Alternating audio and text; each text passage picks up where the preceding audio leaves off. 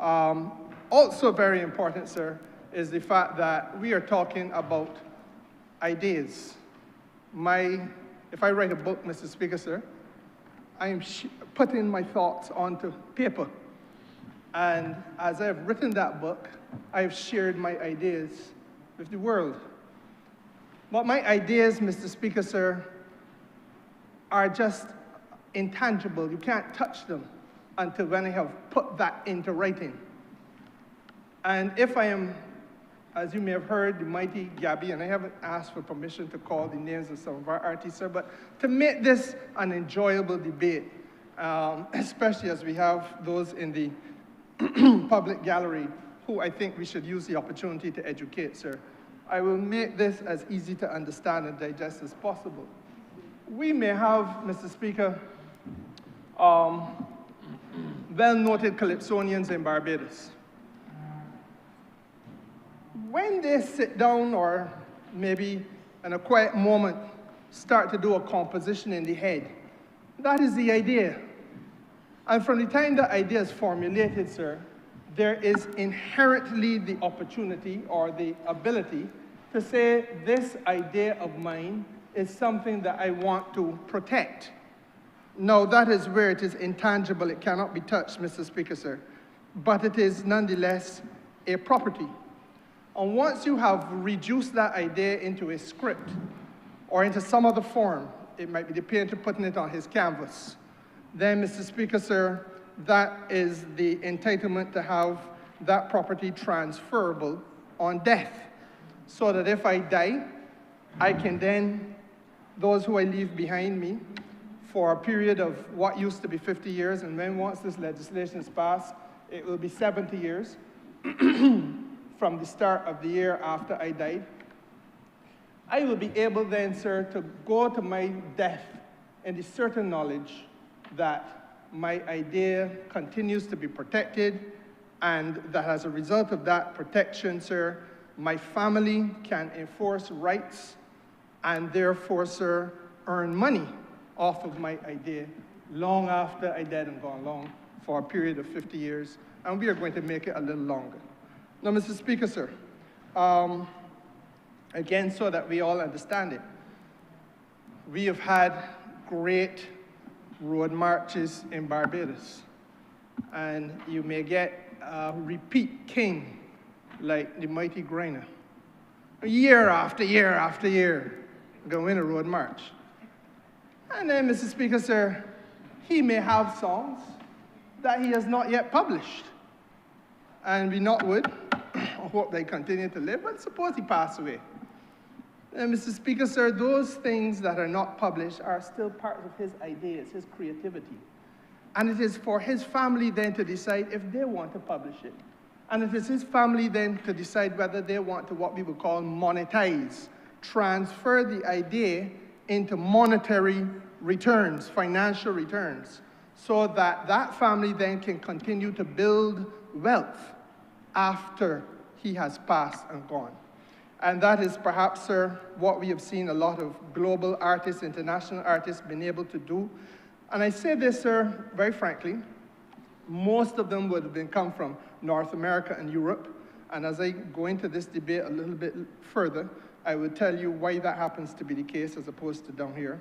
But one of the valuable things about copyright, therefore, sir, is that the individual who has just had an idea can translate that idea into his own or her personal wealth, and then can translate that idea, sir, as part of the succession, what I pass to the people behind me, sir, that after I die, that idea continues, sir, to be able to be used exclusively by those people if they want to use it exclusively, or to be shared with others if they want to share it with others, sir, and to generate more wealth.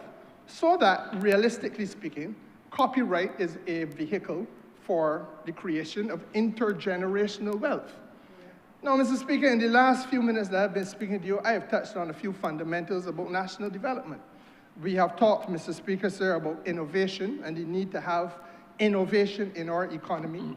We have talked, sir, about empowerment, which is the economic empowerment of the ordinary person who, independent of any company, independent of any large foreign investor coming to our shores, sits down and says, this piece of music is what I want to write, and this piece of music is what I want to sell.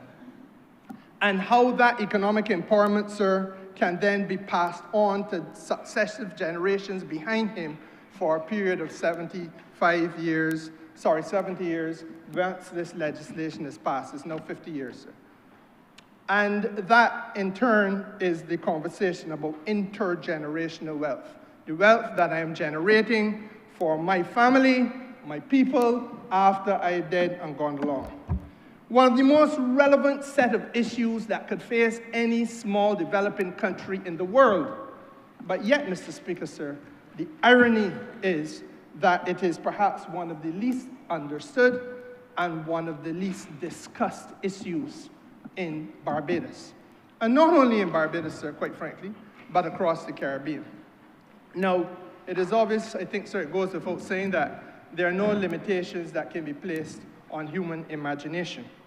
The categories of creativity are never closed. You know, in law, they say, sir, that the categories of negligence are never closed. You can't come to a point where you run out of instances where human beings will be negligent. You cannot come to a point where you run out of instances where human beings will be creative. And so therefore, to the extent that you or anyone else can generate an idea, and to the extent that you or anyone else can be creative, Mr. Speaker, sir, effectively you are in a position where your idea potentially can be monetized or translated into dollars and cents, and therefore you are on a pathway to economic empowerment.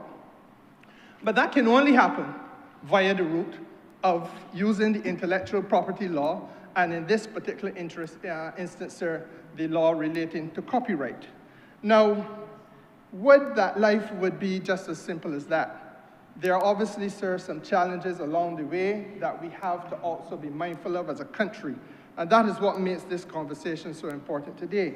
Because Barbados, sir, has to adapt to technological advancements, as does the rest of the world. We have to adapt, sir, and align to standards which are set by regulatory bodies internationally and by international treaties to which we have signed on to. So you will hear, Mr. Speaker, from time to time about the trade-related aspects of intellectual property rights. I have a right in my intellectual property, and that will allow for me to trade. And I'm going to talk a little bit about that, because I must be able to move the literary work, the book that I have written. If I'm to truly be able to make money off of it, I must be able to write that book and move that book from Barbados, sir, to Trinidad, from Trinidad to Guyana, from Guyana to North America, from North America to Europe, wherever I want to sell that book. And that is and I do that, sir, my intellectual property rights from country to country are being protected so that I can continue to earn. And that is true whether when I'm selling my music, while I'm selling my craft, whether I am selling, Mr. Speaker, sir, my fashion. We've got a lot of young people, sir, who are into fashion design, and they must be able to do that. I believe that in the other place, Senator John King drew the attention of that chamber, sir, to an instance where our national hero, Rihanna, would have worn a costume that was done by a Barbadian lady who does crochet. And the fact that she wore it made it exceptionally appealing to others all around the world who wanted then to source the crochet work from this Barbadian lady. And for her, sir, to be able to move that crochet work around the world successfully and to be getting the returns on her investment financially, to make little money from it, and to protect her interests, sir, therefore the whole copyright law and regulations would have to be applied. So that, Mr. Speaker, sir, the other challenge that is important for us is to make sure that we have conversations like this more often, and that perhaps, sir, we use the Parliament as a place where we can do a little bit more than have the cut and thrust between political parties, but that we could have a little bit more of an elevating discourse, sir, that helps to shape the society and understand and help people to improve their attitude with regard to the question of intellectual property. Now, Mr. Speaker, I want to tailor my remarks really to those people who I think most need this, because let us face the facts. The big ups in Barbados will get through. The big ups in Barbados, sir, have gotten through. What we got to do is to make sure that those who are poor but talented, those who are poor, Mr. Speaker, sir, but disinherited, those who are poor but young and do not know, are put in a position, sir, where their future is made brighter, and that their ideas, it is conveyed to them clearly that their ideas can be a pathway to their own employment, and that their ideas can be a pathway to their own economic empowerment, that their ideas can be the pathway, sir, to making sure that they can protect and look after the financial interests and well-being of their families long after they're dead and gone. And Mr. Speaker, sir, that is the route as far as this honourable member is concerned for ending the crippling legacy of economic exclusion that we have had as part of the history of Barbados. Do not tell me, sir, that we do not have a society that is characterized by some people who are excluded and are on the margins of the society, while other people live large and get fat. That has been the history of Barbados, and frankly, sir, the mission of this government is to continue that battle towards rectifying that situation. Now, perhaps one of the easiest ways of explaining why I've chosen this approach, sir, is to tell you a little story, because when I first looked at the copyright bill, I had said to the leader of government business that, as I think happened in the other place, where it was first debated, you know you could do this bill in 5 minutes. You could. But if you did it in 5 minutes, sir, would you be doing justice to the national issues with which we're confronted? If you did it in 5 minutes, sir, would we be doing justice to the realities that are facing Barbados now, about which I feel a parliament has a duty to speak? Now, Mr. Speaker, sir, I weighed that in my mind, and then over the weekend I walked through a car park at the supermarket, and a young man stopped me. The rain was drizzling, so we run to the side and shelter, and he says to me, I wanted to stop you, Minister, because you practice law, right? So I said, well, I don't do it anymore, but I used to. Well, you can't practice no more. Well, that's what I said. There's the old conversation going. You can't practice no more. So I said, well, no, I'm not allowed to because I'm a minister of government. He said, oh, shoot, but Minister, I didn't want to talk to you about getting a house. So I said, you want to buy a house? Well, I want to buy some property. That is really where I started to focus, because he looked very young to me. And I asked him how old he is. He told me he's 26. And I was pleased to hear a 26-year-old in Barbados talking to me in that way. And then, sir, I started to press him for what it is he does. I gave him some advice on what he has to do to negotiate the property transaction and where he should go and so on and so forth. But it is the broader picture that I want to share with the House, sir. Because he tells me, sir, that he fixes, right now, he's working with one of the companies in Barbados which fix cell phones. But that is really his, quote unquote, his side hustle. So I said, well, if that's his side hustle, what's the main thing? He said, well, I do coding. So I paused. I said, you mean like you write software? He told me, yes. So I said, where did you learn to do that? His father, sir, is of Vincentian, and he went to technical college in St. Vincent, where he learned this thing, was introduced to it. He liked it. He developed a passion for it, so he says. And then he went to Canada, because his aunt lives in Canada. And while he was in Canada, sir, he was able to continue his training, so that now he actually tells me he's accredited to do software writing for a company called Apple. I don't know if you ever heard of Apple, sir. I don't know if you heard of Apple. But then the people that got all the cell phones and all the computers and things. I mean, got a little fella here in Barbados, 26 years old, telling me he want to get a house and thing, and he's writing software. So I, again, was very impressed, because, you know, when you listen sometimes, sir, to the voices who oppose the government, you will think that all is gloom and doom when it comes to young people in Barbados, and that there's no hope, either on the horizon or at all. But that's not the point. He goes on, Mr. Speaker, sir, to tell me, in the conversation I said to him, but you know, have you given thought to doing this thing for yourself? Because once you write in for somebody else, you're creating the code here and somebody paying, creating the software and somebody paying you, but have you ever thought that you could do it and sell as opposed to be an employee? He tell me, well, Minister, I could, but the truth is I don't know how to do it here. I don't know how to navigate, that's the word used, but basically to get through that system. So his concern was, sir, not his ability.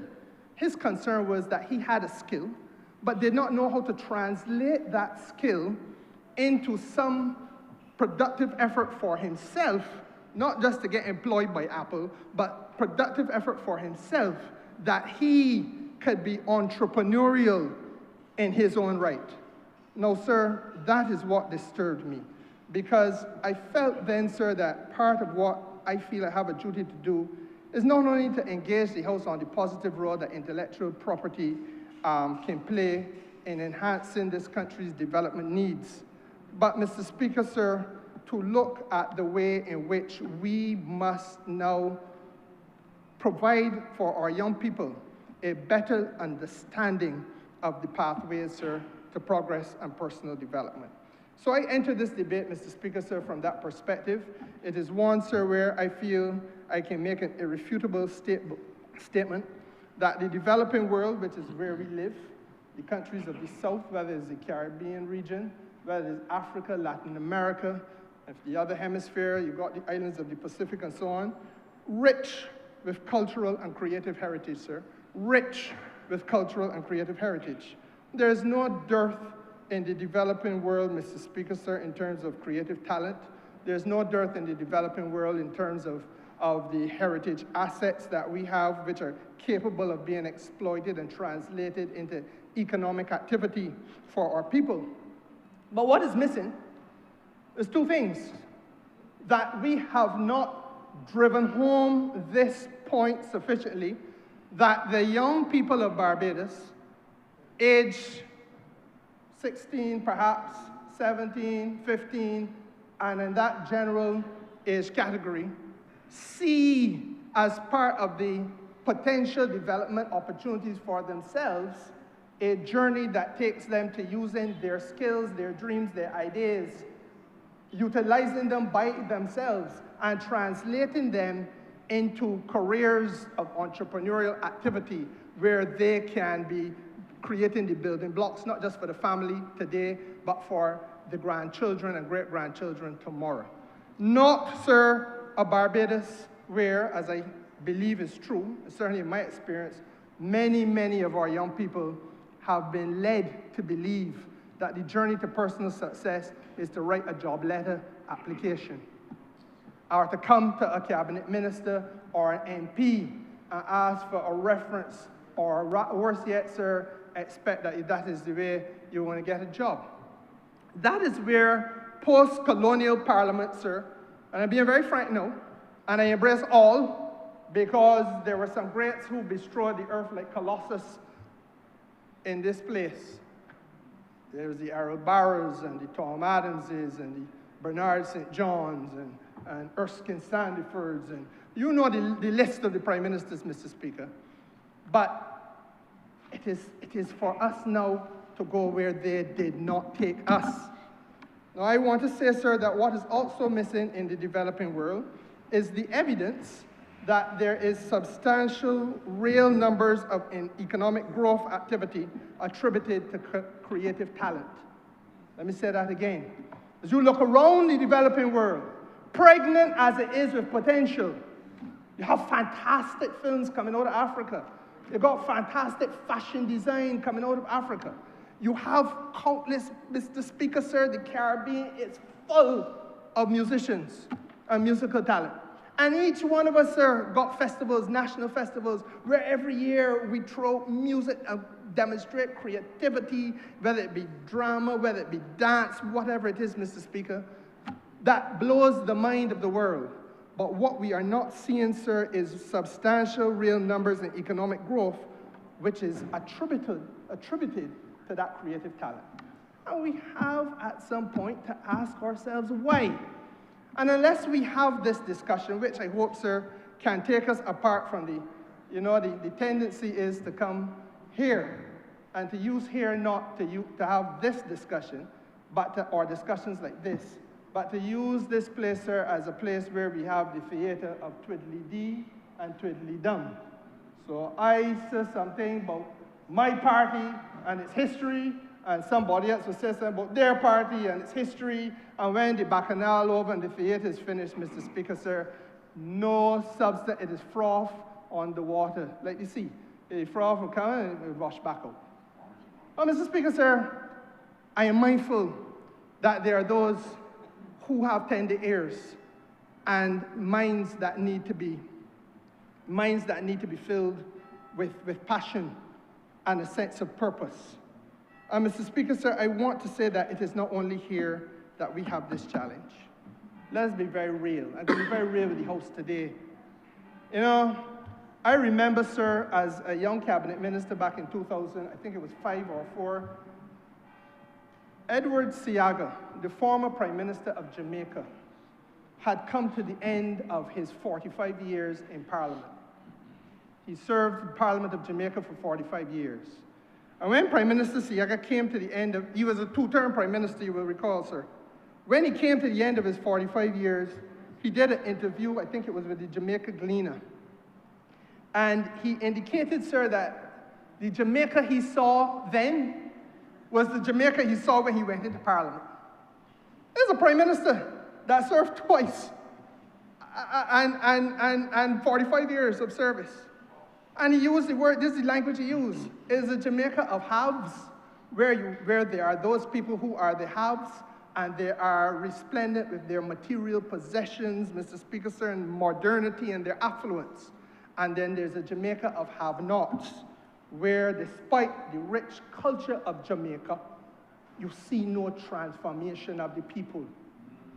Now, Mr. Speaker, sir, it struck me, I would never forget it, because that was a Prime Minister. It's an irony, because he served 2 terms as Prime Minister. And perhaps one of the greater ironies, I don't want to get into politics of Jamaica, but one of the greater ironies is that he would have been the major opponent of a man who arguably was the most progressive of the Jamaican Prime Ministers, and that is Michael Manley. But what it said to me, sir, then, and I feel is relevant now, is that it is an indictment on the way in which we have operated as post-colonial parliaments. And it is, Mr. Speaker, sir, a source of concern that we have not gone into the developmental toolbox in a way that allows for us to make sure that our young people are not only educated on some of these issues, but understand how the issues can be worked, how the tools can be used and manipulated for their own personal development, the development of their friends and their communities, Mr. Speaker, and by extension, the development of the country. Now, what is our reality in Barbados? In this country, Mr. Speaker, sir, as I said, we have seen several excellent musicians.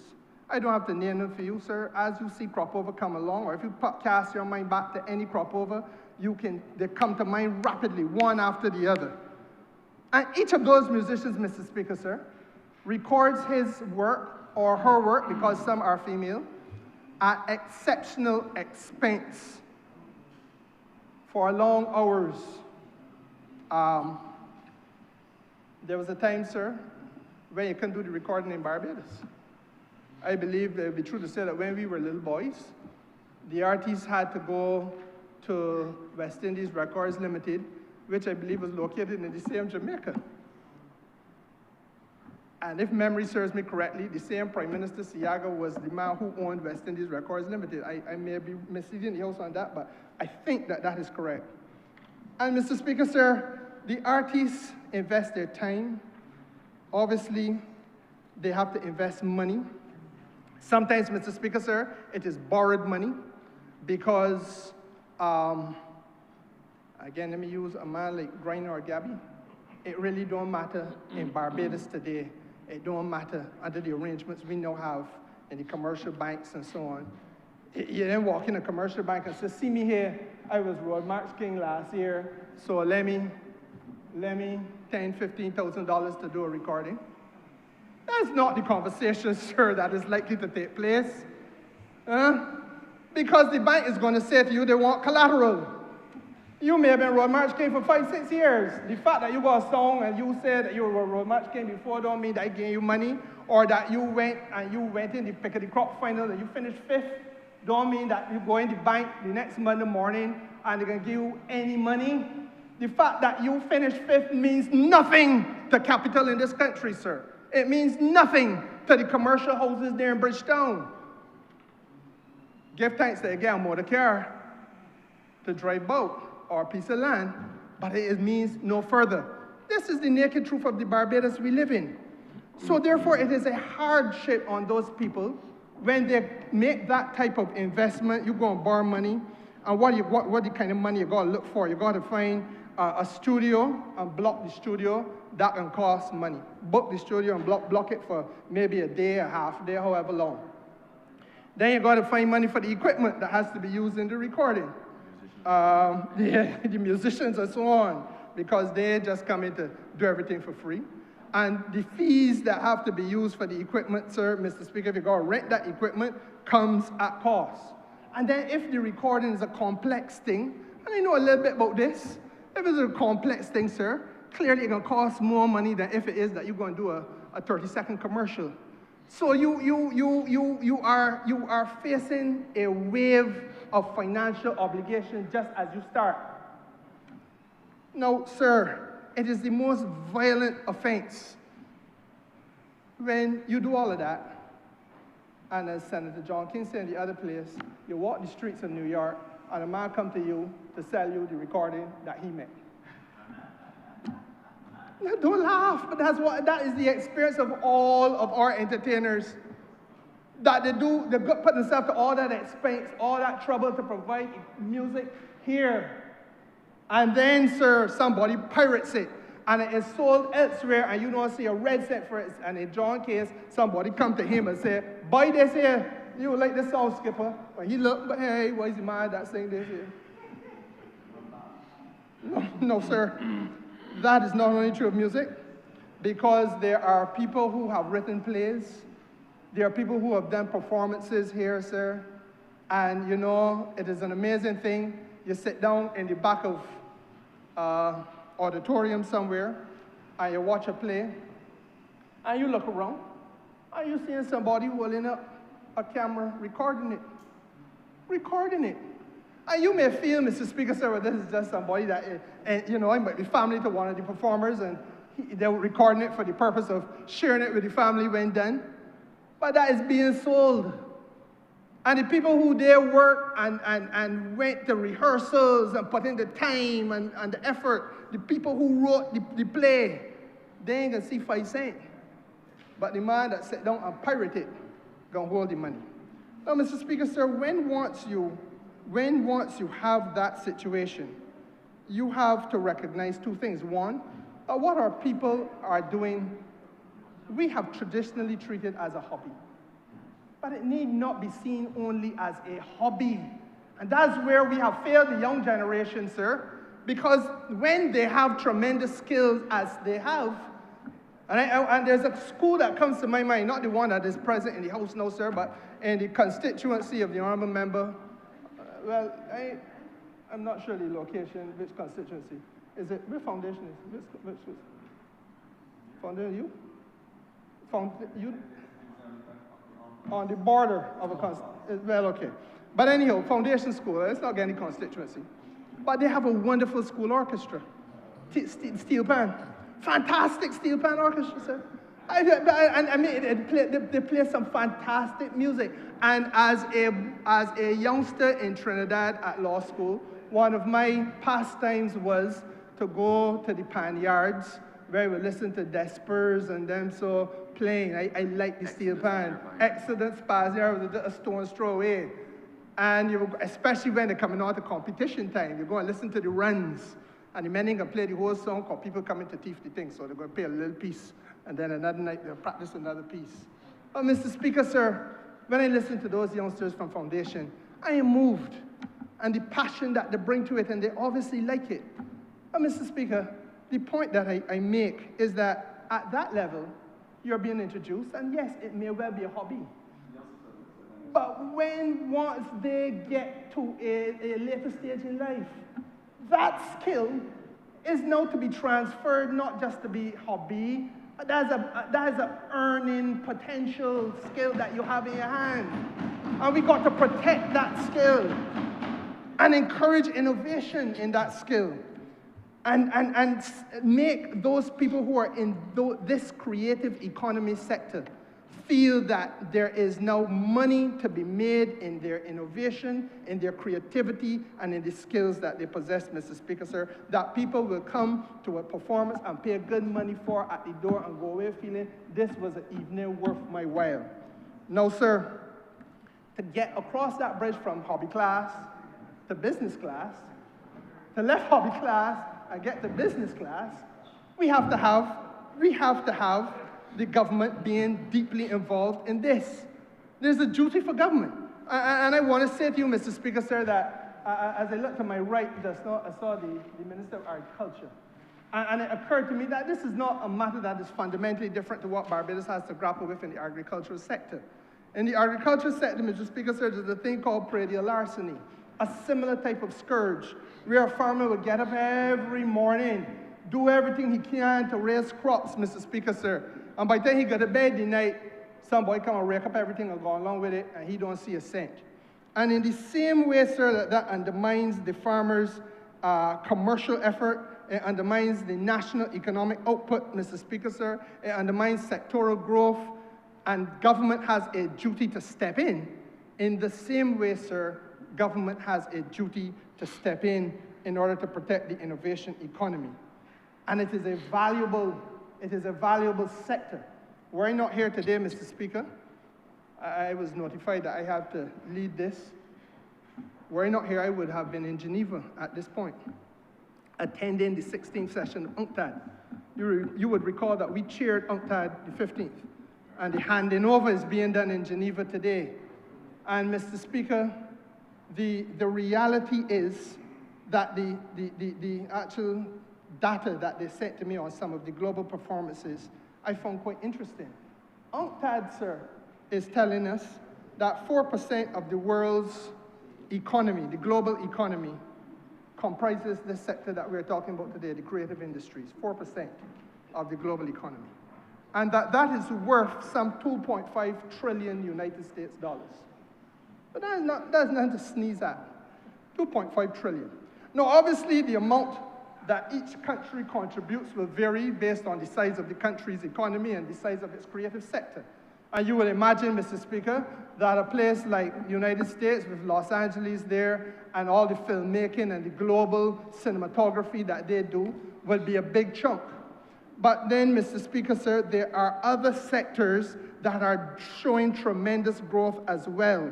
And those include, sir, music, e-books and audio and e-books and books for the hearing impaired, video games, e-sports. And if you talk to the young people in Barbados, Mr. Speaker, that's where a lot of their minds are. My son now left a little bit of that behind now that he gone to university, but it was one of the most difficult things to stop him from playing sports on the internet. I had a quarrel with the boy to study. That's where his passion was. Video games. I think that is true of virtually every young man and young woman in Barbados. And I will not talk about music because we know already how our people feel about music. But Mr. Speaker, sir, I feel that therefore there's a duty to promote and encourage innovation via not only the legislation, which is where we are today, but, sir, via the educational conversation that we have to have on these matters. Well, that is why government has come here with this bill, Mr. Speaker. And with similar pieces of legislation, may I say, because if I could just follow the musical analogy, you know, there was a spooge group in Barbados called the Draytons 2. I believe their names were Fowl and Zora. Correct. And they would tell you, sir, that they ain't come to drink, they come, sir, to drink milk, not to count cow. We haven't come, sir, to count cow. We come, sir, to make sure that the young people of Barbados could drink milk. You with me? We come simply to count cow. And, Mr. Speaker, sir, that simply means that you have to translate the potential of this sector. You have to translate the potential of this sector into real material gains. And I think that that is what gives rise now to a broader conversation about how we are treating to micro business in Barbados and to small business development. Because effectively, I don't want to see the creator of the idea, whether it is a musical performer, whether it is, sir, a writer of a book or a play. Mr. Speaker, I don't want us just to see these people as doing something as a pastime. Let us see them through a different lens, a developmental lens, a business-focused lens. And then, sir, engage. When I talk to my constituents, as I'm sure you, sir, you have to talk to yours, you realize that, and we gotta be honest, let's be honest, there is a preference in Barbados for people getting a job in government. And you ask yourself, why is that? Unskilled job. Huh? Why is that? What makes it the first instinct to say, use the MP? Yeah. You can help me with a job? Government job. A government job. Now, there are two schools of thought usually, Mr. Speaker, sir. There are those who feel, as I do, that the folks who are in that position look at the risk of going out into the private sector. They look at the question of job security, and they say, look, I could try a thing in the private sector, or I could start my own job, Mr. Speaker, but then there's a risk associated with that. And that risk frightens them because they are averse to taking that risk without having guardrails to rely on. It is like an old lady going down the stairs, Mr. Speaker, says she won't hold on to the rail to make sure she don't fall.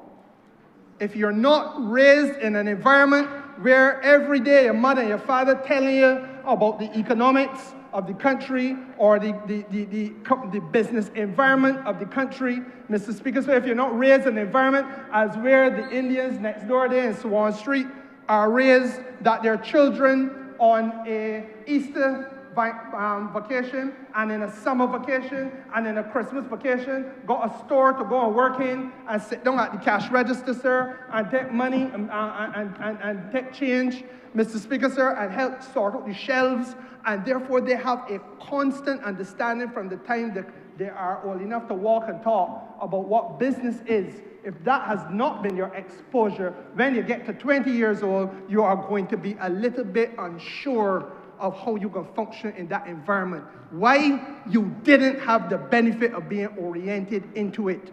It is strange to you. Mr. Speaker, you ain't just wake up in the morning and start practicing law. You had to be oriented to the point where you could practice law. And this is where we are failing our people. So I feel, Mr. Speaker, sir, I am not one who will say that people want a job in government because they really won't work or that they're lazy. I feel that it is, sir, that we are failing in other ways to give people the security of going on their own. The fear, sir, of being able to start up. How do I find the money to start my business? Forgive me if I speak to the House in these very candid terms, Mr. Speaker, because there's not a man in here who can be true to himself or a woman and not say that they have not encountered a constituent who has a fear of starting their own business based, first of all, on how they raise the capital. And that is why the intervention that this administration made, sir, with regard to the creation of the Barbados Trust Fund was so critical, because it allowed for people to go to the trust fund with nothing but an idea. You didn't need a cent in your pocket. You went with an idea. You sit down, and people talk you through the idea and give you an understanding of how you can move that idea from just a thought and a concept into a lived reality. And you come out with a $5,000 loan. And then they work with you to help you understand. You got to do the accounting in the business though. You got to make sure that you are separating your accounts receivable from your accounts payable. You got to make sure that you understand your market. Who are you selling to? What you're producing, are you selling? Who do you intend to sell it to? You have then to be able to make sure, sir, that above the marketing, there may be some legal regulations you know that you have to come across and come into contact with. What are those legal regulations? How do you meet them and overcome them? Mr. Speaker, sir, up until the start of this administration's life, that was not being done at micro level in Barbados. And that's a fact.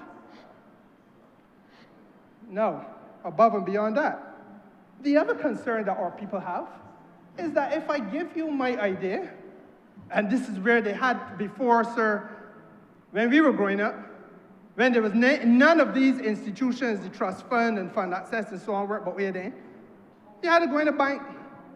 And the fear of our people was, I have an idea. But I sit down with the bank manager, I hear sometimes that the man is thief my idea, and then don't give me the money, and next day hear the shouts, some boy doing what they want to do. That has been heard all around Barbados. And Mr. Speaker, sir, that is why the concept of protecting your idea becomes so important. And that is why the copywriting issue becomes so important. But Mr. Speaker, sir, these are just some of the pitfalls. Another pitfall we read about in the paper yesterday, I believe it was, and that is in the public transportation sector. And other sectors, let me just say public transportation, where standards of business in Barbados are not rising. They are, in fact, in danger of falling. And irrespective of what sector you go, you are seeing, Mr. Speaker, sir, an element of complacency being creeping in to the way in which people are doing business in this country. So I don't only want to make it about a minibus that turn over with little children in it, but we know that in that sector, standards are falling. We also know, Mr. Speaker, sir, that standards are falling in your profession and mine. We know that the sense of unaccountability to client is a serious thing in the legal profession. We know, Mr. Speaker, sir, that standards are falling in the medical profession. So let us not make it about any one category or sector of the society. We have to look at Barbados in a holistic way and see whether or not we are being true to ourselves in building up what I would want to call a standards-driven economy, an economy in which we are asking all players, irrespective of what you do, to do it to the very best of your ability and in accordance with a certain minimum standard. Now, Mr. Speaker, sir, again, you know, it is unfortunate that the House don't have these conversations, but in the same way that we can have that conversation about standards, and I don't want to anticipate the legislation, but a bill will shortly come here on metrology, which is the standards relating to measurement. But equally, Mr. Speaker, we have to have the conversation about intellectual property more broadly, because these are the pitfalls, sir, that are humbugging our people. And it is in that context, sir, that I have come here today to interrogate the role that intellectual property plays, especially copyright, in the context of entrepreneurial activity. So we need to understand, Mr. Speaker, sir, why copyright matters to micro business. I do not see the micro practitioner, irrespective of whether he is to be found down by the Bridgetown Harbor, in Pelican Village, doing art. Some brilliant artists down there. I do not see the micro practitioner, the micro creative, sir, if he is the man, sir, that doing leathercraft, such as the band that I wear here on my right wrist, that beautifully engraved the Barbados, Mr. Speaker, sir, or even more simple one that just go on the skull and green. I don't see them, sir, as doing these things as a pastime, because they ain't got nothing better to do. There's an element of creativity involved, sir, and that creativity has economic potential, and therefore, sir, it is worthy of being treated seriously by the government. because virtually all business, whether great or small, interacts with copyright either as a creator of the copyright or as a user of the copyright. And as I said before, copyright is just about protecting people's ideas, protecting it in any form, protecting if it is a written text, protect it if it is a film, protect it, sir, if it is music, protect it, sir, if it is data, if it is software, if it is paintings, if it is graphic arts, if it is fashion design. Mr. Speaker, sir, give the creator, sir, that ability to have his or her work protected. Now, all of that is relevant for a very important reason. Because once I have the copyright and I own it, then, Mr. Speaker, sir, it's almost like a magic wand in my hand. I have the ability to choose who can use my work, whatever my work may be, and I can choose who is not going to use my work. I can choose, sir, how my work is going to be used and by whom it will be used. And that power of choice, sir, is the empowering impulse that this House must confront Barbadians with. Now, inherent in that choice, sir, is the choice, sir, as I said, the power to exploit the right however I want. Now, what does that mean in simple terms? If I've done my piece of music, I can decide, sir, that I want to perform it myself. Alternatively, I can say to an artist who got a better voice than me, I can say to Almighty Gabby, perform this for me, Skipper. And in exchange for that, I am going to get some fees, I'm going to get some royalties, I get some commission, however you wish to term it, Mr. Speaker, so I get money. And more importantly, sir, I have recognition. And that recognition is a very important point because that is how I get known for what I do.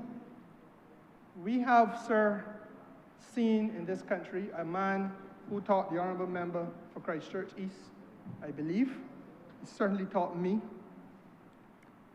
and certainly would have taught the Honourable Member for Christchurch West French when we were at school.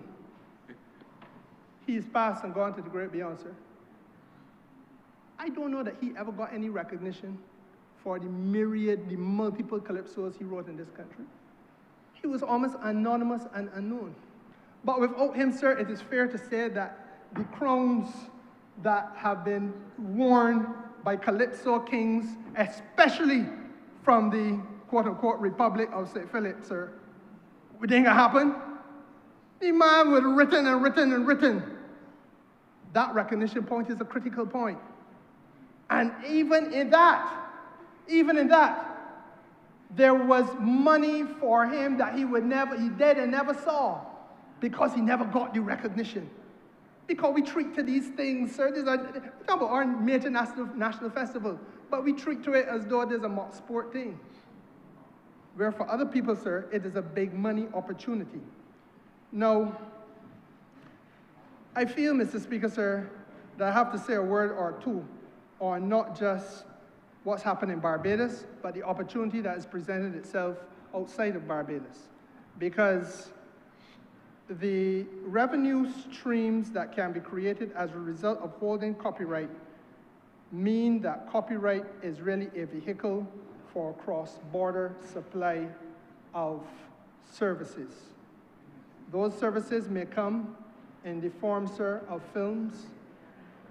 It could be, sir, that I write my software.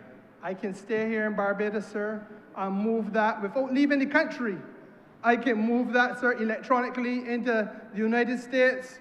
I can send it to the Apple headquarters, sir, wherever that may be in the world. I can send it to Samsung. I can send it to whoever I want, Mr. Speaker, sir. And I only leave Barbados a day. That mode of supply, cross-border supply. Mr. Speaker, sir, when COVID hit and people couldn't move, that electronic means of moving services became 40% more valuable than ever before in history. The traditional way in which we earned money in this country, people moving from America to Barbados to consume a tourism service, That fell, sir, by 60%. You understand what I'm saying? That there is a resilience. There is a resilience, Mr. Speaker, in the creative economy. And as I said to you before, the tragedy in this is that the country treats the creative and the creative economy as a secondary consideration in economic development, when really and truly, Mr. Speaker, sir, it is well poised to be one of the leading parts of the financial architecture of Barbados. Now, sir, what are some of the practical examples? There is an excellent work written by a most widely respected author who has now gone to the great beyond. His name is George Lamin. His work is called In the Castle of My Skin. I use that as an example because I know that the Honourable Leader of the Opposition is one of his fans. And it may be one of the few things that the Honourable Leader of the Opposition and I share in common. But that piece of literature, Mr. Speaker, sir, has never been reduced into a format that is able to be consumed by people who are blind. If it was, it would have been as relevant to the blind person as it is, sir, to the sighted. It has never been reduced into a format, sir, which is like an audio book. It has never been reduced, Mr. Speaker, sir, into a multiplicity of languages. I believe, Mr. Speaker, that that is true of all of the greats of this region. C.L.R. James, one of the most famous of the writers in the Caribbean, Mr. Speaker, sir, does not have a single one of his texts that are reduced, sir, into French or into Dutch. But yet, sir, they are relevant, his texts are relevant to the sociological development of every island of the Caribbean. As I tell you, the weakness that we are confronting, sir, is not limited to Barbados. It is a regional weakness. The software packaging of our literary works, our musical works, our dramatic productions, sir, is a critical component in what should be the revenue earning of the country as we map out a strategy to trade with the rest of the world. There is a feeling that when you talk about trade and earning foreign exchange, you do so only by looking at the big, large conglomerates and corporations. Mr. Speaker, sir, I go back to the point.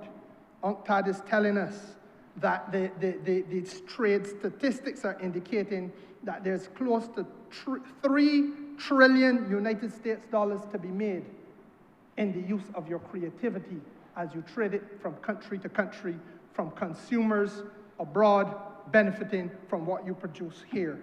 Now, Mr. Speaker, sir, how do we go into a toolkit to make sure that our micro business entrepreneurs are better equipped to be able to deliver on this potential?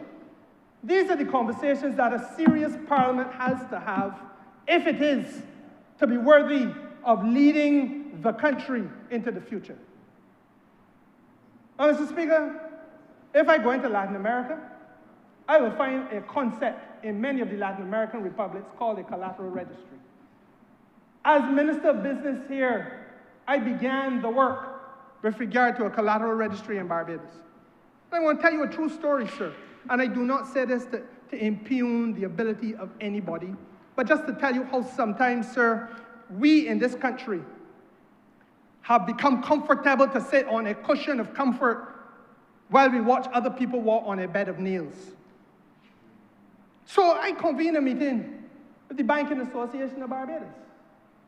And in that meeting of the Banking Association, I'm saying to them, I want the country to go on the route of being able to ensure that our micro business people can use as collateral those things that they have, those tools of their trade. For example, the fisherman has a vessel. Some got 2 or 3 vessels, and the vessel has worth. But when he goes in the bank, sir, the bank is not interested in holding his vessel as collateral. The bank is telling him, what land do you have? What property do you have? What's the real estate against which you wish to borrow this $100,000? And he says, but I don't own any land. But if you don't own any land, then you can't lend any money. Because the thinking in the financial sector, as it currently is constituted, is a very orthodox and traditional one, which has existed, sir, from the time there was a King Henry and a Queen Elizabeth, sir, them kind of things, all through the years. You got to get a piece of land if you're going to borrow some money. You got to own a house or something if you're going to borrow some money. Now, Mr. Speaker, sir, it has been modernized slightly, and you might get a few cents on your old car. But I ain't going any further than that. Your officer, your law office, has in computer, it gone in furnishings, it has in text, volumes of text. You are well-read attorney at law. Volumes of text that have worth. Mr. Speaker, sir, there's not a bank in Barbados that's looking at you and say, I am going to lend you $150,000 against those things. And I say to them, we have to change this. We have to come to the point where the farmer, sir, who got stock, and this is what I said to the people in the banking community, the livestock that the farmer holding is livestock that has value. And that the livestock that the farmer holding and that has value should be able to be the collateral against which the farmer then takes out a loan and says, I want to expand the farming operation I have by bringing new equipment. I want to start a milking parlor because I feel that I can keep some cows and get milk. But Mr. Speaker, sir, do you know what I was told? But Minister, and there's a man sitting down in a collar tie across from me calling himself an executive. He says, but Minister, I don't understand what the bank will want to do with livestock. The bank ain't got nowhere to put livestock. And that told me, sir, that told me the depth of the problem that we are confronted. And I had to explain to him. I'm not asking your bank to hold any livestock. I'm not asking you to keep sheep behind the counter. What I'm saying to you is that you take out a bill against this livestock or against whatever else, the fisherman's vessel, whatever. I ask you to put a vessel in the back of the bank. What I'm saying is, you take out this bill, and then if the person who has borrowed the money cannot pay back, then a secondary market will be created so that you can sell that which you hold on the secondary market to recoup the funds that you have lent out. No, we don't have that secondary market in Barbados.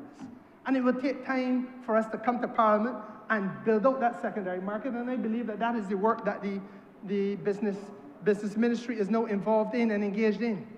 But Mr. Speaker, sir, this is the conceptual direction that the country must go in. And I make no apology for saying that there is a bankruptcy of thought on some of these matters.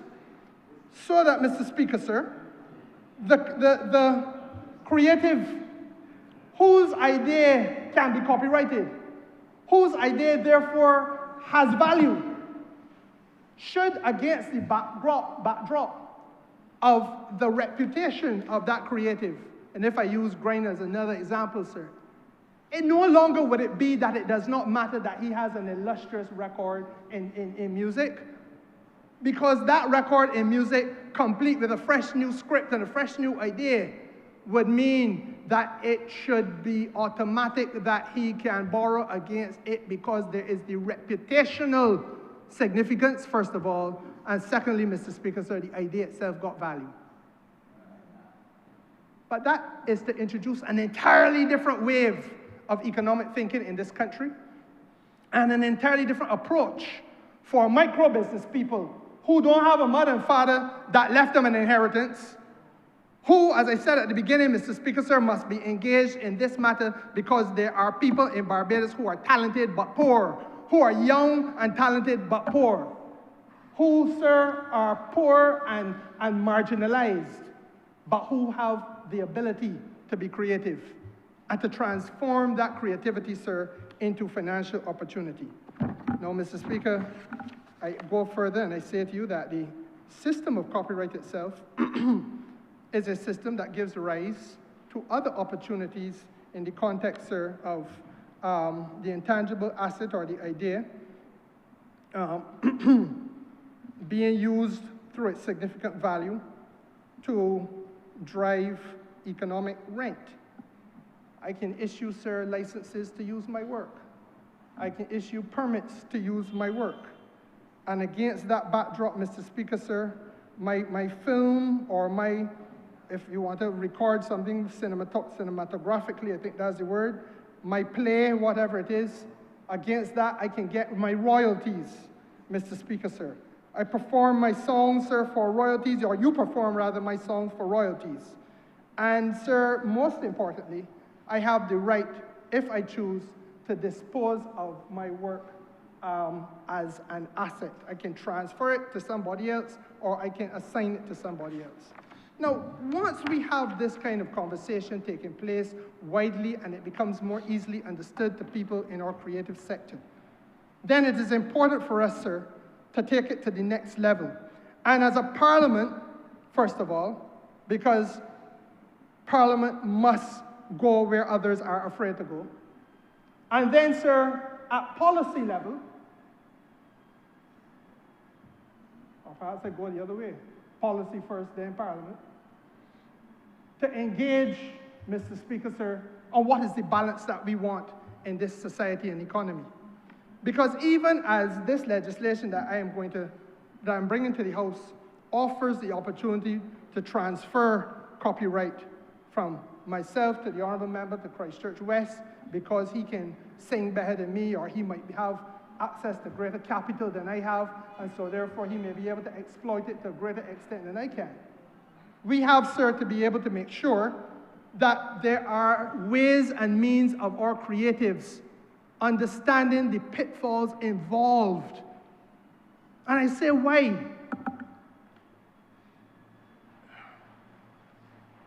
Sir, the history of the developed world has been that, the history of the developing world, people like us, people like our brothers and sisters in the African continent, people in Latin America, our shared history has been that there are those, sir, who have come from the developed countries, who have come to get access to our material resources, whether those resources be the natural resources like oil, sir, diamonds, bauxite. They come, sir, the extractive industries, and they take all that they can. Mr. Speaker, sir, we give them the right to do the extraction. Having done the extraction, Mr. Speaker, sir, because they are, in the most part, large foreign entities, they have skills that we don't have, they have capital that we don't have, they have the extractive capacity to take our minerals to market, Mr. Speaker, sir. And then once they have done that, sir, they reap large returns, but what they have left in their wake is a cycle of persistent poverty. That is what happened with our sugar industry, sir. That is what has happened with oil. That is what has happened, sir, with many, many, many industries. Now, sir, if we are going to treat seriously the copyright as a gateway to national development, then, sir, we're going to make sure we don't make the same mistakes of the past. And I have spent a little bit of time in my academic career looking, sir, at places like the African continent, especially sub-Saharan Africa. I have looked, Mr. Speaker, sir, at the Latin American situation. And I realized, sir, that there are certain characteristics that those economies have, which are very similar to ours. And these are countries, sir, you remember I began by saying, there is a disconnect between the tremendous wealth of talent that we find in the developing countries of the South and the economic returns that have come from the exploitation and development of that talent. I tend to say the talent in there, but the money has not followed it. Where then has the money gone? The truth is, Mr. Speaker, sir, that in all of our profiles, the characteristics economically are very similar. We are fragile economies. Many of us share relatively underdeveloped micro-enterprise support systems. The support system in Barbados, sir, is perhaps growing and improving at a more rapid rate than most of the places. I just gave you an example of the creation of the fund access, sir. We have an enterprise growth fund. We have, sir, the Barbados Trust Fund, etc. And the work that they do, sir, is very complementary, with each entity working hand in glove with the other. But, Mr. Speaker, sir, we have to understand that we are on a development trajectory. There is still more to be done. But the other area that is very similar to what is happening in Africa and Latin America in terms of their development challenges is that there is an artisanal approach to micro-enterprise. It is, as I just said, almost like a pastime. It's something that you do to get through. It ain't really seen as a major business. And therefore, sir, in the context of national economic development, it is more marginalized. Those people are on the periphery of the national economy. Now, my view, sir, is that that is a flawed perspective for national development, and for a number of reasons. First of all, sir, you really can't seriously be talking about diversifying your economy if you're going to leave out of the main frame of the architectural design for the future those people who, because of their creative talent, can earn you foreign exchange and can keep employment generated. So I think that is the first thing. It helps. What the creative sector does is to help with diversification of the local economy. It also, Mr. Speaker, sir, helps us to preserve our national heritage. And the example that I gave you earlier with the lady who was doing the design that Rihanna wore, that's our national heritage. That is something that your grandmother, your great-aunt, great-grandmother would have done. And, sir, that's part of the heritage of the country. The need, sir, for us to be able to empower what would otherwise be underrepresented groups. Those little small players, sir,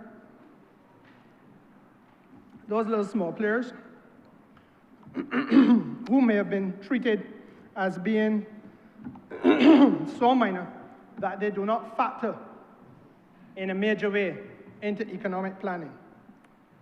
Now, sir, in all of that, there is job-oriented growth.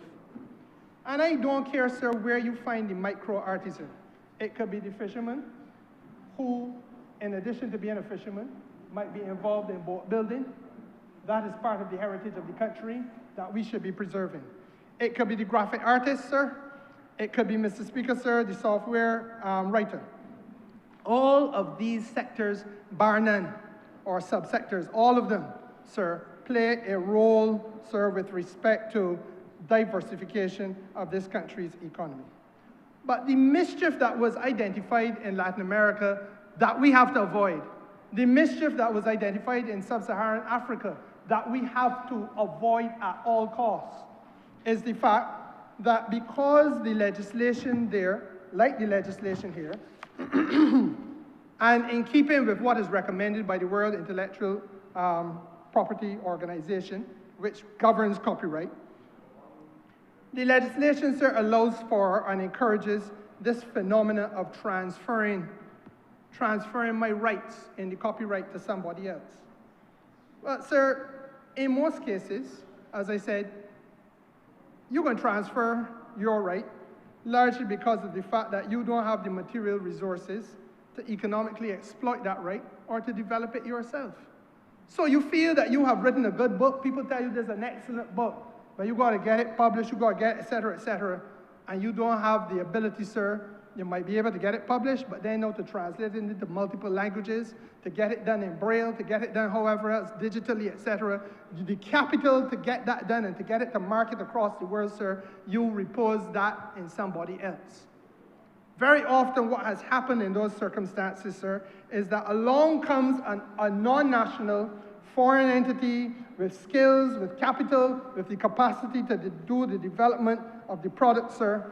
And Mr. Speaker, sir, they then do what they have to do, but they leave you bereft, sir, of the returns that are commensurate with what you deserve. And that is exactly what has happened in our extractive industries. And what we must be aiming at, sir, is to avoid a repetition of that in the context of the copyright sector. If you're going to treat it as an industry or a bridge to development that is foreign exchange earning, then let us not make the same mistakes of the past. And that is why it is vitally important to have a conversation like this where we can identify some of the things that we need to do more of. The Barbados Trust Fund, for example, is a quiet success story that needs to be told. Many people don't know, sir, that the Trust Fund teaching people about franchising of their work. In fact, many people in Barbados may not even know what a franchise is. But the fact of the matter is, Mr. Speaker, sir, that the way in which KFC has spread its wings right across the world, and virtually every country you could think of,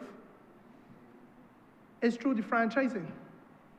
I find you, Mr. Speaker, I give you the franchise, you run the business, you are going to maximize the growth of my brand because you're taking it and running with it. I benefit, sir, from a wider distribution of the brand and what the brand produces, sir. But because you're taking it and running with it, I am minimizing the capital investment because that now becomes yours. And Mr. Speaker, sir, equally, I am minimizing my liability risk. You have the franchise, but you got to run it in accordance with the standards I give to you and I tell you to keep. So my job is to come down or to send some people down to make sure that you on stream and on track doing things in the way I want them to be done. But this is what the Trust Fund is now teaching some of our small entrepreneurs so that they will not content themselves, as does our friends at Chefette, with having God knows how many outlets on one little rock, but nowhere else in the world. But that, sir, you move your product across borders so that you can be able to replicate that which you do successfully in Barbados elsewhere, but be able to derive foreign exchange earnings from it. You understand what I'm saying, sir? That we stop, in other words, we stop treating to micro business people as though they are incapable and incompetent in the era, in the realm of foreign exchange earning. But that the foreign exchange earning potential of the country is only fully recognized and realized when we cast a wide net that brings all, not just the well-to-do at the Chamber of Commerce, but, sir, the fledgling who have potential. The people in the parish of St. Andrew, there was a story in the paper the other day, our lady's house burned down. She was a wine producer and exporting wine in a little house in St. Andrew, Mr. Speaker, sir. And there are more of that across Barbados. Now, I kid you not, I met a lady who has a snacker in this country who has done that franchising. And she now has, the franchise is now being held by somebody in Florida who is carrying her brand. The franchise is held by somebody, I believe it is Atlanta or Alabama, who is carrying her brand. And this Barbadian bred and born, simple owner of a snackette, through the work of the Trust Fund, is now being able to move her product, sir, across the world. These are the stories, sir, that we need to talk about. And if you don't know, you can't aspire to be. So if people don't know, they can't aspire to do it as well. And that's part of the problem. Hand in glove with that, sir, must be the ongoing effort to have financial literacy. That's not to say to anybody that you are illiterate, but that you need to become more understanding about things like planning the succession for your business. After I finish with this business and I can do it no more, what happens next? Do you close the doors and shut it down? Or does the business go on? And if it goes on, through who and how? The question, sir, of investments, what are the appropriate type of investments to make and how to go about them?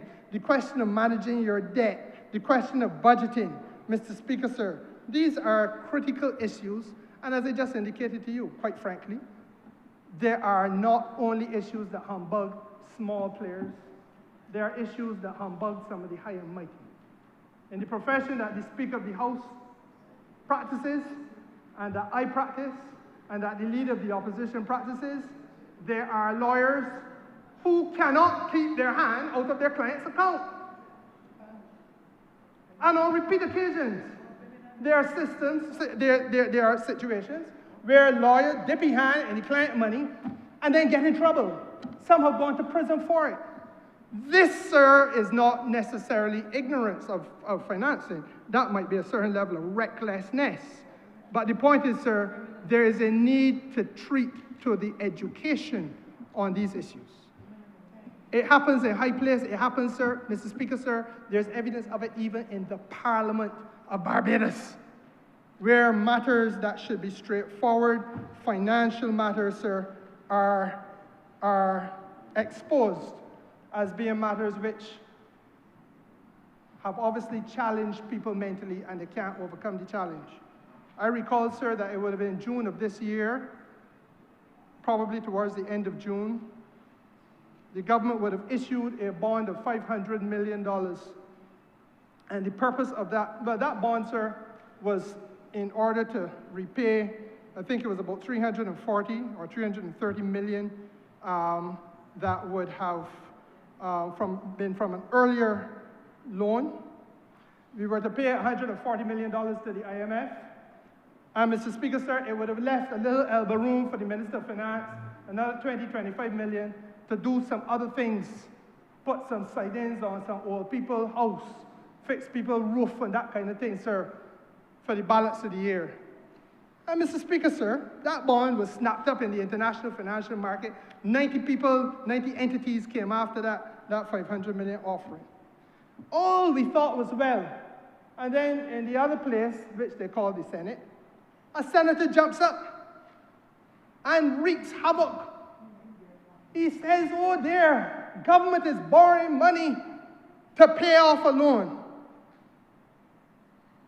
And it is at a higher interest rate, if I recall correctly. Now, Mr. Speaker, sir,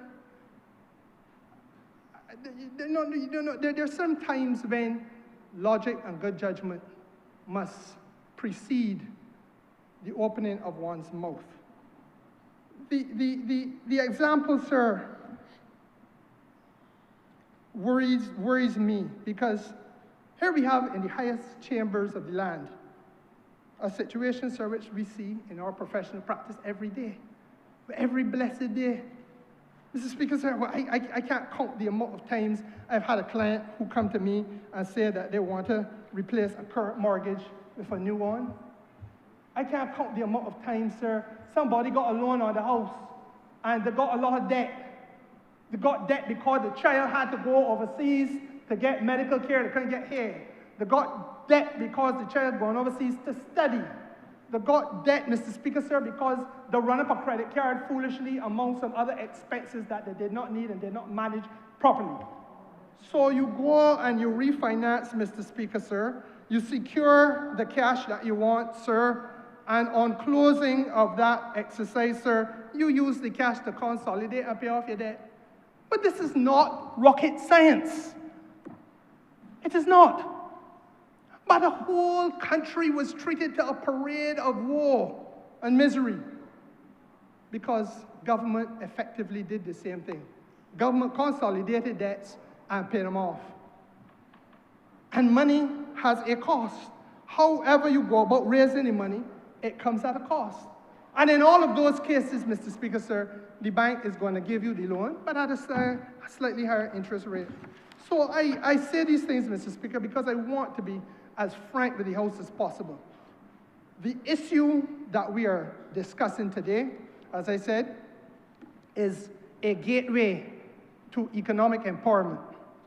It is a bridge that many countries are now using. Copyright and intellectual property is a bridge that countries are now using the world over to ensure that there is a broader base for participation of people in their economy, that it is inclusive. The economy becomes more inclusive, it becomes more empowered.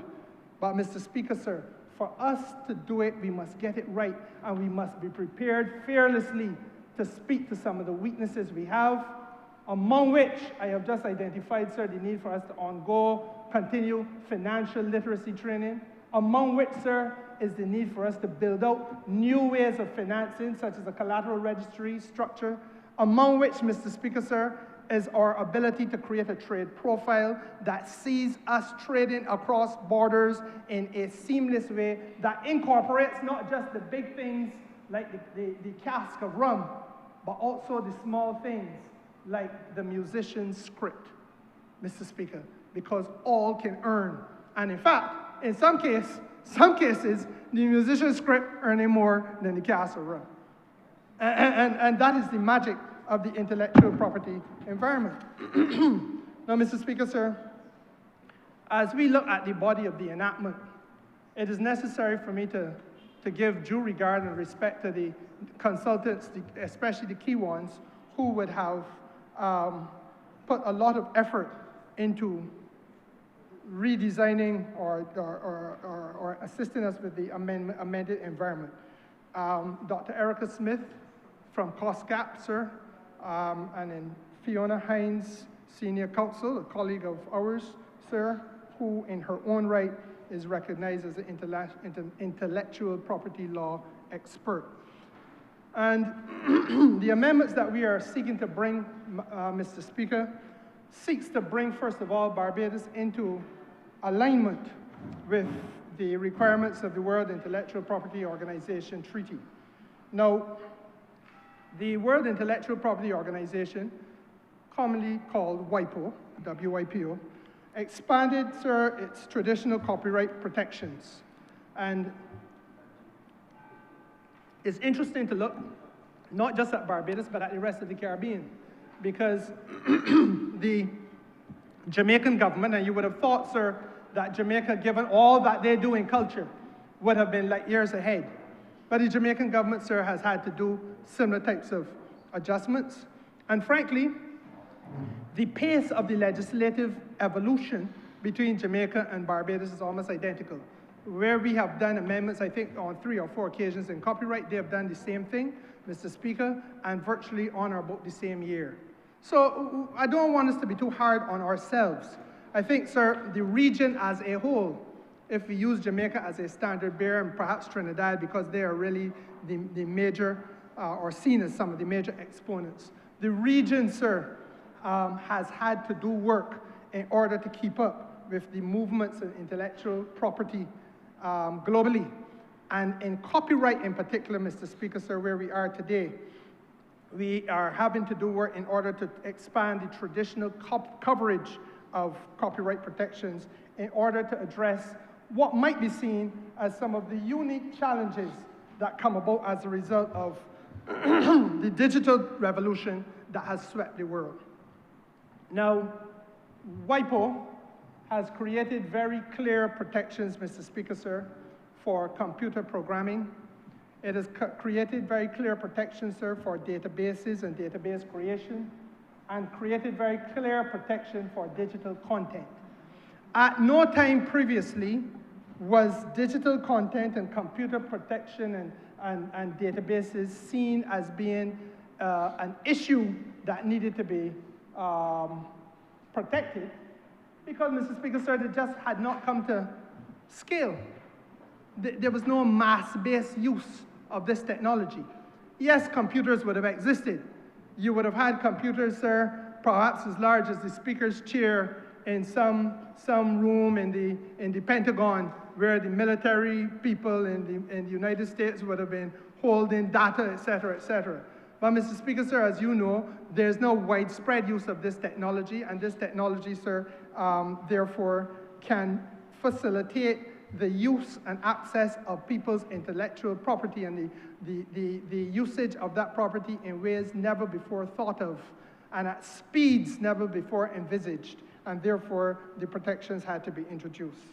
Now, if we go to Article 4 of the WIPO Treaty, we see that special commitments have been given to software developers, and that has been done globally. Article 4 of that treaty, Mr. Speaker, sir, explicitly confirms that computer programs, regardless of their form or their mode of expression, are in fact to be treated as literary works. And the Barbados legislation will now align with the WIPO Treaty and will capture information technology advancements. For example, as I said, so the databases and the computer programming and software writing, etc. So that little fellow, sir, who would have spoken to me, he know, and what he does will be properly captured in Barbados. And hopefully after listening to me, Mr. Speaker, sir, he now will have a better understanding of the value of what this whole exercise is about. At Clause 7 of the bill, Mr. Speaker, sir, we are going to introduce databases as part of property rights. Clause 7.9, original databases will constituted as part of an original database is an author's intellectual creation. So if you write something, Mr. Speaker, sir, it can be captured in a database, then that is part of your treated and protected as part of your intellectual creation in the legislation. Mr. Speaker, sir, the other area of interest is the question of moral rights. Now, sir, perhaps I should do a little explaining. Moral rights are conveyed in intellectual property law, especially in the law of copyright, Mr. Speaker, sir, in order to assist you, first of all, in claiming your authorship. You will recall that I said to you that you are capable in this legislation of assigning or transferring your copyright to somebody else to develop it for you. Now, if you do that, Mr. Speaker, sir, they may develop it in a way that you don't really like, but you done assigned it already. But you have a moral right, sir, to step in and intervene and to claim authorship of it if you are concerned about the way in which that work is being treated. You have a moral right, Mr. Speaker, sir, to protect the work against damage to its integrity, or to the reputation of the work, or to the reputation of the author. And I'm glad, sir, that I can use this opportunity because there are some things happening in the world that should cause us all in this country a level of concern. Now, I don't think anybody in here would be unfamiliar with a great civil rights leader coming out of the United States called Dr. Martin Luther King. Now, he had a speech called I Have a Dream. I invite honorable members to go and research this online. The I Have a Dream speech now is now being bastardized. And Dr. King's speech is now filled with a monkey making noises. It is as if you are trying to link to Dr. King the behavior of an ape. Now, this is a matter of serious concern because it comes within a wider global context of the way in which people who look like you and me, Mr. Speaker, sir, and everybody else in this house are treated in the United States of today. That a hero of the black community, not only in America, but globally, Mr. Speaker, sir, globally, is now to have one of his finest hours reduced to the behavior of a chimpanzee in a zoo, sir, is a source of deep concern. And that example, sir, I give is one of those examples where the family of Dr. King have a right to step in because the reputational damage, the integrity of that which he sought to convey to the world is now being defiled and bastardized by people who want to make sport about serious issues for black people and black people's development.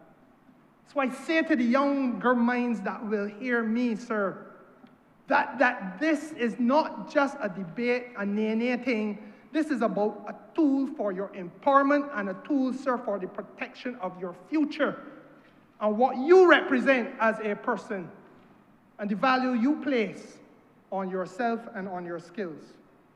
But it's not only Dr. King.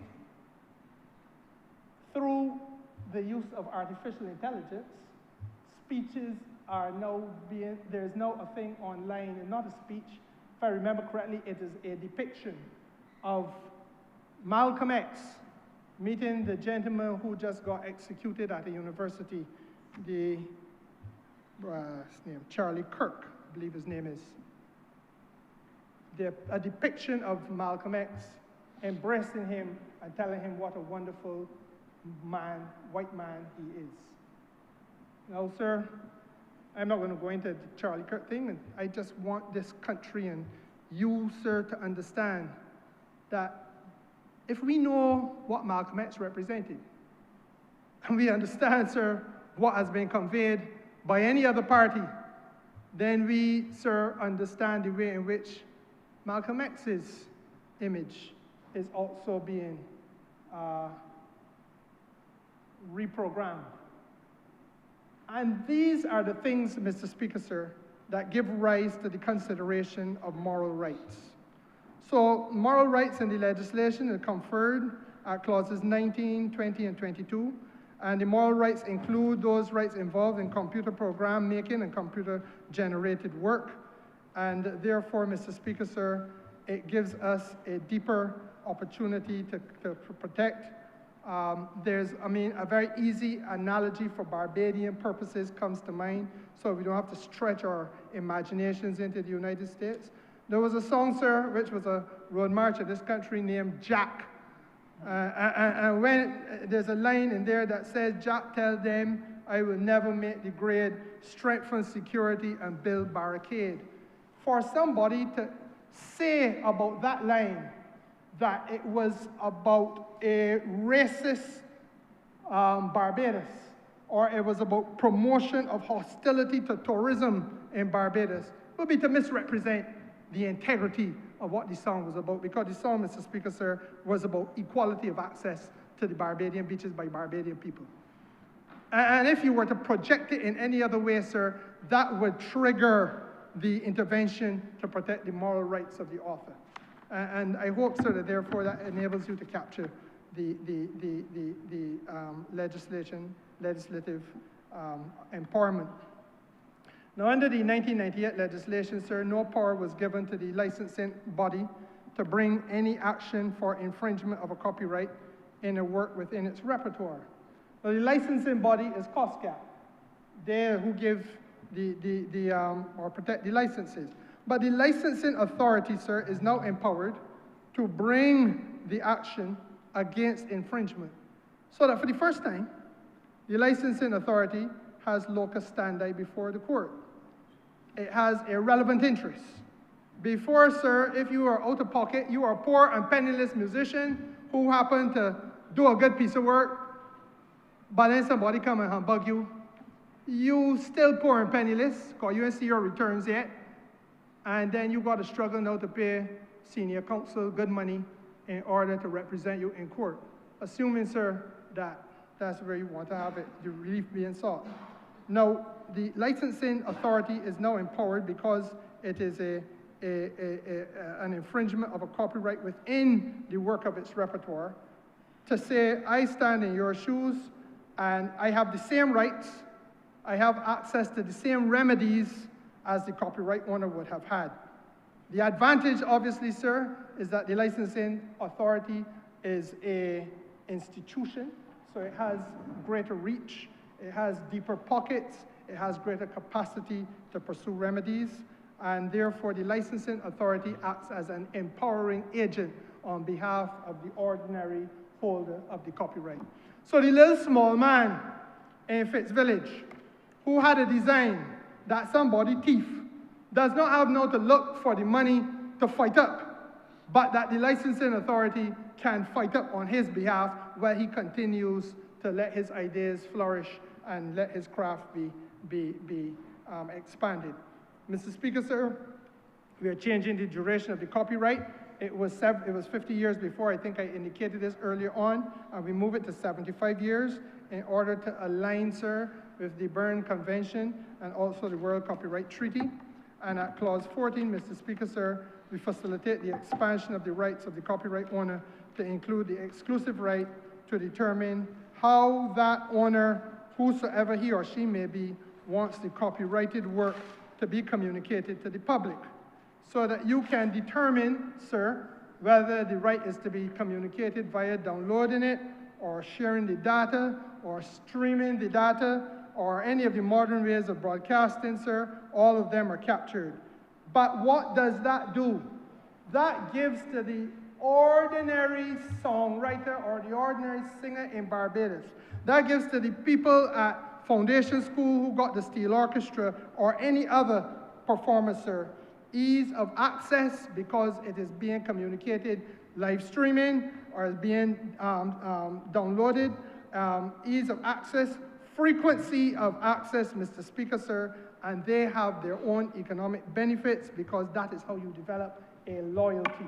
I can follow the Christchurch Foundation Steel Orchestra whenever they perform, because, or the St. Leonard's one wherever they perform, because, Mr. Speaker, sir, they're online. I could go and get them. That becomes a brand in its own right all of a sudden. That brand then gets following all around the world all of a sudden. And what was in another dimension confined to St. Leonard's and people who are friends of the parents and the few people around Barbados who know about the orchestra, then, Mr. Speaker, sir, there becomes a world of opportunity at the fingertips of those people. And I think, Mr. Speaker, sir, you understand the transformative nature of that. So that I say, sir, that beyond all of the legislative modernization, I think it is important to recognize that the business minister has also announced that the policy of intellectual property as Barbados goes forward will be marked or characterized by the creation of a separate and distinct discipline called intellectual property. The legal environment that the clerk of and all of other counsel in here, Mr. Speaker, sir, would have been familiar with is a registry of corporate affairs, where the registrar of corporate affairs dealt with incorporating businesses and all the myriad problems that businesses may or may not have in Barbados, and also too, as almost a sidekick operation, you dealt with intellectual property matters. Because back then, intellectual property matters was treated as though it ain't a big thing. We do not see it that way, Mr. Speaker, sir. We feel it should stand alone in its own right. We feel it should stand separate and apart from any other activity. And we feel that way, sir, because intellectual property is in fact an indispensable and very critical tool to economic development in virtually every sector. If you're talking about healthcare, Mr. Speaker, sir, as this country is, then let me say, we are having conversations about pharmaceutical production in Barbados. Well, clearly, if we're going to have pharmaceutical production in Barbados, then there must be the requisite legislative framework to protect the intellectual property of the producer. And the production of pharmaceuticals in Barbados, sir, is in itself a major industrial step, which for the first time empowers Barbadians now, how many of you will be in that sector, to be able now to be exporting this product, whatever those pharmaceuticals are. And I'm told that we have several lines now being identified, sir, across this region and into Latin America as a new revenue stream for the earning of foreign exchange in this country. Therefore, it is important for industry. Equally, Mr. Speaker, sir, I just made reference in passing to boat building. It is seen as a dying tradition in Barbados. There was a time when you could not drive through Oyston and see and fail to see boat building taking place. It is part of the heritage of the country.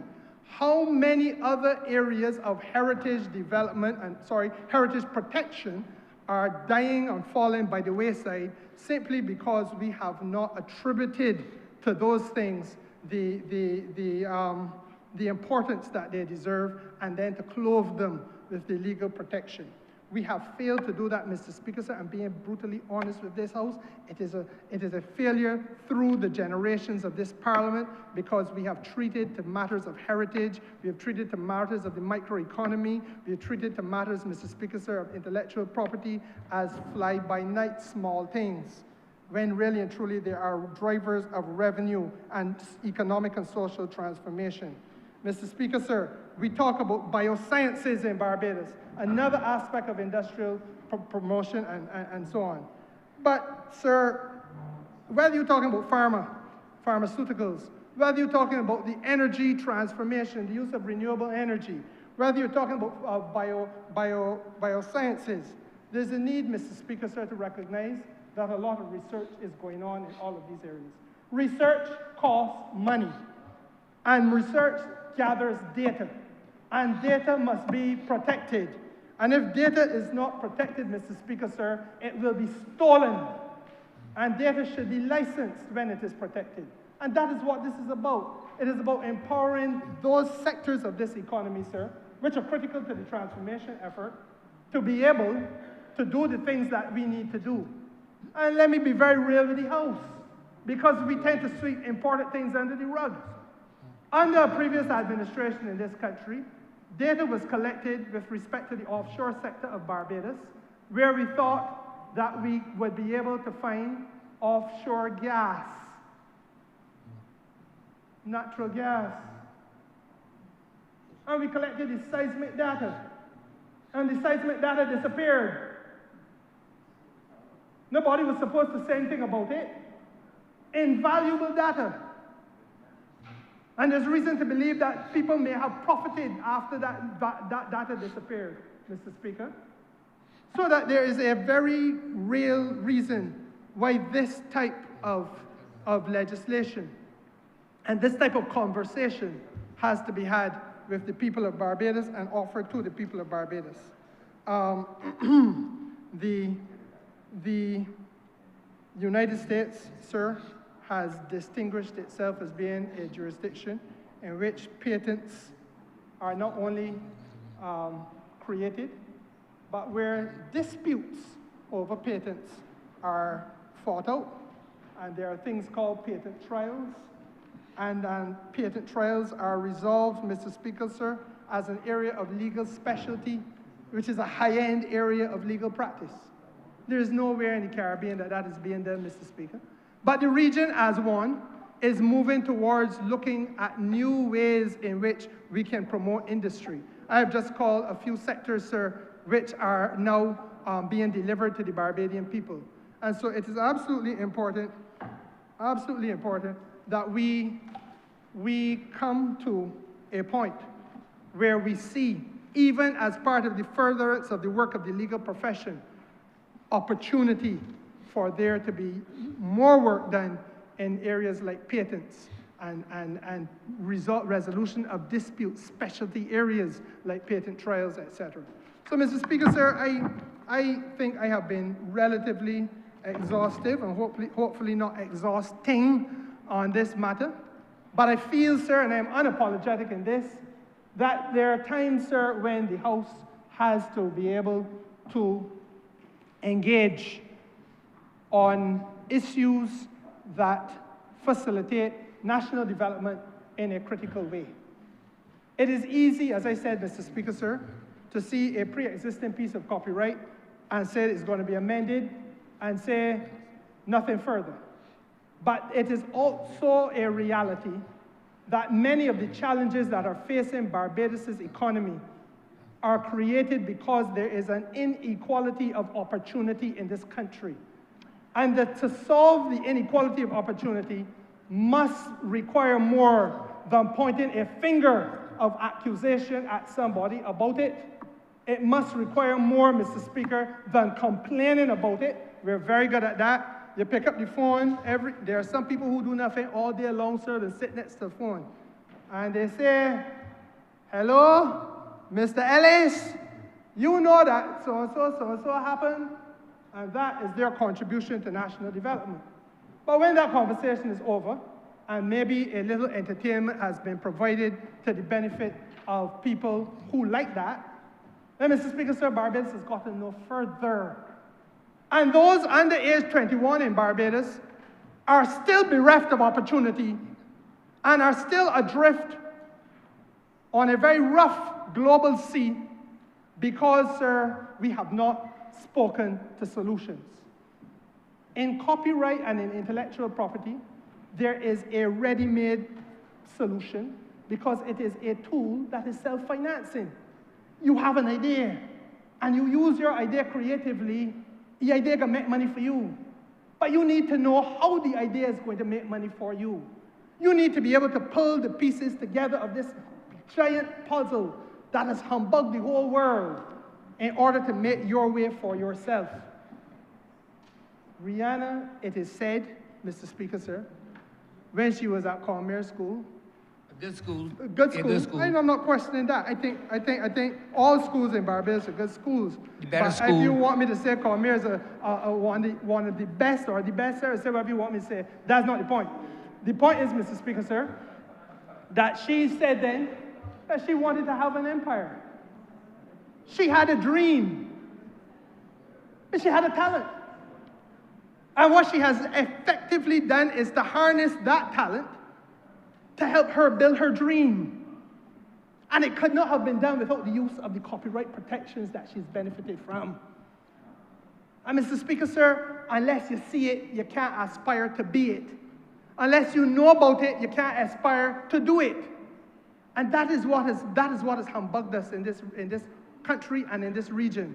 That a lot of this, sir, a lot of what I've talked about today has not been exposed to the ordinary man. And is not exposed to the ordinary man very often deliberately because the owners of capital have one thing in common very often. People with a lot of money don't like to share it or spread it. They like to keep it. But we have a duty in the Parliament, sir, to open the doors of opportunity to the people who sent us here and to carry conversations to them that open their minds to the opportunities, not because they sent us here, but because they are imbued with a right too. They too have a right to be able to earn money. They too have a right, sir, to dream dreams of being better off. And if we continue to stifle opportunity in Barbados, you will continue to have this bubbling over of frustration, pent-up energy, pent-up frustration, pent-up anger that expresses itself, sir, on the streets in hostility, in behavior that everybody, including those involved with it, know should not happen. And Mr. Speaker, sir, therefore we have to open doors and start conversations that are practical, that are realistic, but are also transformative in nature in order to give our people a pathway to progress. Lest their lot be one, lest their future be one, sir, of persistent poverty. So as I end, sir, I say to you as I began, this is perhaps one of the most relevant issues facing the economic development, not only of this country, but of this region. Equally, Mr. Speaker, it is one of the least understood issues and one of the least discussed. And we have, if we are serious about the business we come here to do, to correct that. I am obliged to you, Mr. Speaker, sir.